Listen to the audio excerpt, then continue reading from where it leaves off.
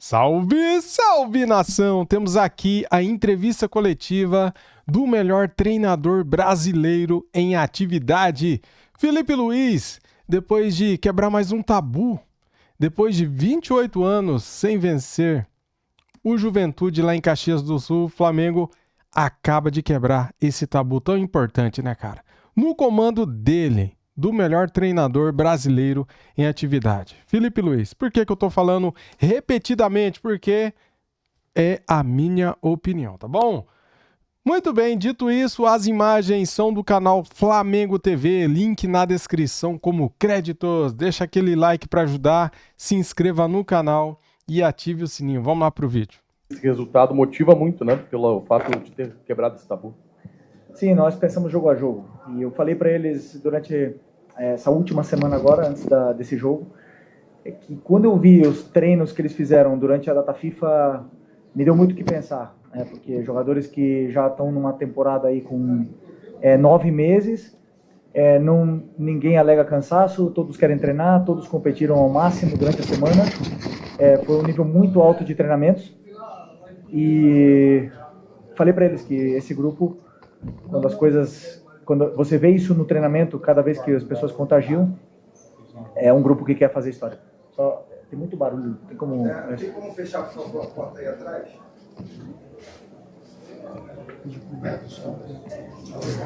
E isso me demonstra que é um grupo que quer fazer história.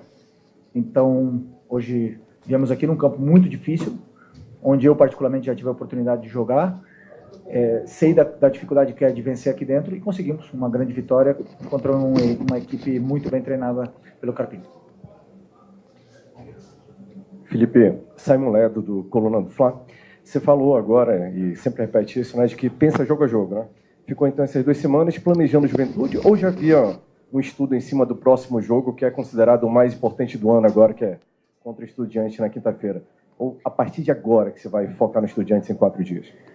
Você fala bem quando você diz que é o jogo mais importante do ano. Para mim sempre o próximo, o mais importante, mas dado o valor do quartas da Libertadores contra Estudiantes, depois de uma temporada incrível que nós estamos fazendo, claro que é o jogo mais importante do ano. Mas eu, sinceramente, só preparei o jogo do Juventude. Fiz tudo pensando em como vencer o Juventude. A partir de amanhã começaremos a estudar e trabalhar para ver quais são as melhores soluções para poder encarar o Estudiantes, que sem nenhuma dúvida, é um grande adversário, e principalmente equipes argentinas que competem tão bem. Temos aí o exemplo do Central Córdoba na fase de grupos. E o Estudiantes ontem perdeu para o River Plate. Felipe, aqui na frente, tudo bem? Boa tarde. Gabriel Orff, canal Paparazzo Rubro Negro e Revista Placar. Felipe, queria te perguntar sobre um jogador em específico, claro que o elenco todo fez uma boa partida, mas sobre o Saul. O Saul que vem sendo destaque mais uma vez, já foi destaque em vários jogos esse ano. Chegou hoje de manhã aqui em Caxias do Sul, uma logística diferenciada, ou seja, podia até estar cansado de um voo, não sei o quê, mas entrou em campo, foi um dos destaques da partida, deu uma assistência para o Rascaeta no primeiro gol. Como é que você vê a evolução desse jogador desde que ele chegou aqui ao Flamengo, ele que é um jogador europeu, talvez não conhecesse tanto assim esse calendário do futebol brasileiro? Como é que você vê a evolução do Saul aí nos últimos tempos? Obrigado. Eu vejo que estamos vendo o melhor Saul, talvez o melhor Saul da sua carreira. E isso é muito mérito dele, mérito também, obviamente, do clube, de acreditar em poder recuperar o potencial desse jogador, que todo mundo sabe, não preciso falar, a carreira que o Saul teve, o jogador importantíssimo que ele foi em todos os lugares que ele passou, e principalmente a história que ele tem no Atlético de Madrid. Mas recuperar a melhor versão do Saul era um desafio e passava por ele, né? E ele está num nível altíssimo, altíssimo. Eu acredito que sempre você ter um filho motiva muito, e não esperava também que depois de todo esse esforço de acordar 4 da manhã, pegar 2 voos, chegar até aqui e jogar do jeito que ele jogou os 90 minutos, que desse com essa facilidade, mas foi. Isso demonstra que é um jogador totalmente diferenciado e temos muita sorte de tê-lo aqui conosco. Já. Felipe, ontem saiu a informação que você recebeu uma proposta do Fenerbahçe para ir para o lugar do Mourinho. Eu imagino que para qualquer profissional do futebol, uma proposta da Europa balance. E a informação que saiu é que você nem quis ouvir, não quis abrir negociação com a equipe turca. Eu queria saber o quanto da sua identificação com o Flamengo, você que é torcedor do Flamengo desde criança, você que tem uma história como jogador e está construindo agora uma história como técnico, pesou na sua decisão de permanecer no Flamengo e recusar essa primeira proposta da Europa? Obrigado. Bom, primeiro, que quando ligam outros clubes interessados, isso me deixa, não posso mentir, me deixa feliz, porque vejo que existe um reconhecimento no nosso trabalho e no que está sendo feito no dia a dia, né? Mas não é o momento. Não era o momento. Eu sei o meu objetivo, tenho claríssimo, tenho traçado tudo que eu quero para minha vida, para minha carreira, e não era o momento. E também, obviamente, que eu tenho um compromisso com esses jogadores, com o clube, e eu pretendo honrar. Felipe, aqui. Boa noite. Letícia de Almeida, BTB Esportes. Você hoje tinha alguns desfalques importantes. Especificamente, vou falar sobre o Jorginho, jogador que desde que chegou assumiu uma importância muito grande no meio-campo do Flamengo, e hoje não estava à disposição. Porém, você tinha outras opções para substituir, e muito se falou sobre a manutenção do De La Cruz no lugar do Jorginho, mas você optou hoje por começar o jogo com o Alan. A que se deve essa escolha? O que você viu? Foi uma opção técnica, uma opção física, uma preocupação para o próximo jogo? Qual foi o seu direcionamento para essa decisão? Obrigada. Não, primeiro, pelo plano de jogo, pelo que eu acreditava que ia acontecer dentro do campo contra o Juventude, a forma que eles se comportavam nos jogos anteriores, e o que encaixava melhor como característica. Depois também a parte do De La Cruz, um cuidado especial com a sequência de jogos que ele vai ter daqui para frente. Espero sempre ver a melhor versão dele. Sei que ele teve aí 2 semanas para treinar, mas a concorrência entre eles é muito grande. Também vai voltar daqui a um tempo o Eric, vai voltar o Jorginho, e ainda temos uma grande atuação do Alan, temos o Everton Araújo, que sempre que entra é muito confiável. Então isso quem ganha é o treinador, mas a minha opção pelo Alan hoje foi estratégica para o plano de jogo. Felipe, aqui atrás, Leonardo, Rádio Gaúcha. Você usou há pouco a expressão temporada incrível. É possível manter esse nível de desempenhos e resultados até o final da temporada, agora com jogos mais próximos? Bom, nosso objetivo é não só manter o desempenho, senão melhorar. Acredito que conforme vai passando o tempo, com as correções, com os vídeos, com os treinamentos e os conceitos novos que vamos implementando na equipe, com o tempo de trabalho, a equipe tende a evoluir. Como a gente já viu, uma evolução muito grande do primeiro semestre para o que estamos vendo agora, mesmo com uma mudança muito grande no que foi a espinha dorsal dessa equipe, né? Saíram jogadores aqui muito importantes e os novos aqui estão também tentando entrar o mais rápido possível nesse contexto para poder continuar fazendo a equipe evoluir. Os resultados a gente não controla, mas a forma que a gente joga, sem nenhuma dúvida, sim, e vamos tentar evoluir ainda mais e melhorar a nossa performance. E abre o mata-mata em casa. A gente tem visto muitos torcedores, até a própria imprensa, nós, falando que é importante fazer um resultado um pouco mais elástico em casa. A comissão pensa assim, os jogadores têm pensado assim, que é importante olhar para esse jogo em casa e tentar resolver dentro de casa, porque jogar na Argentina é sempre muito difícil em busca do tetra.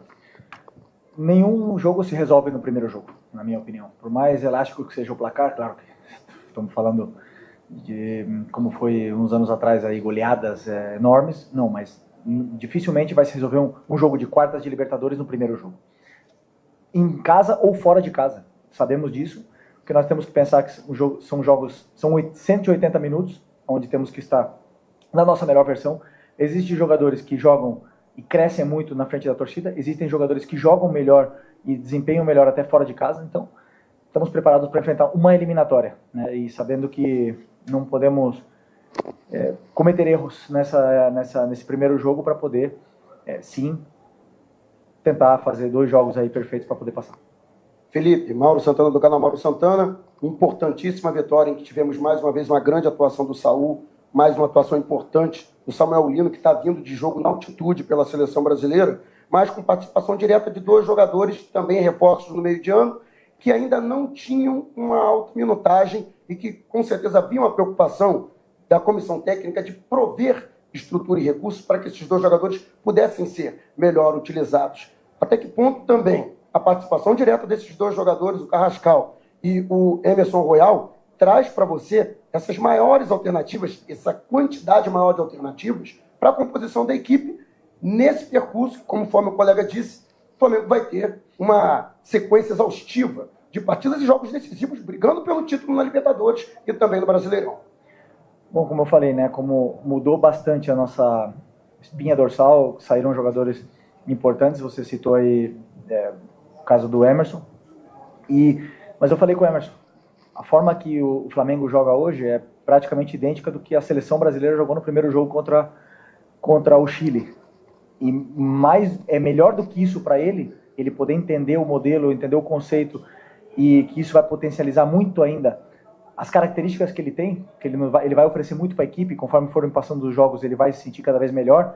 O gol hoje aumenta mais a confiança dele. Eu não tenho dúvida que vai voltar a ficar no radar da seleção, né? Então, é muito importante que ele entenda o mais rápido possível. Tivemos essas 2 semanas agora para treinar, onde ele pôde somar esses minutos e beber do conteúdo tático, e hoje cumpriu à perfeição tudo que pedimos para ele.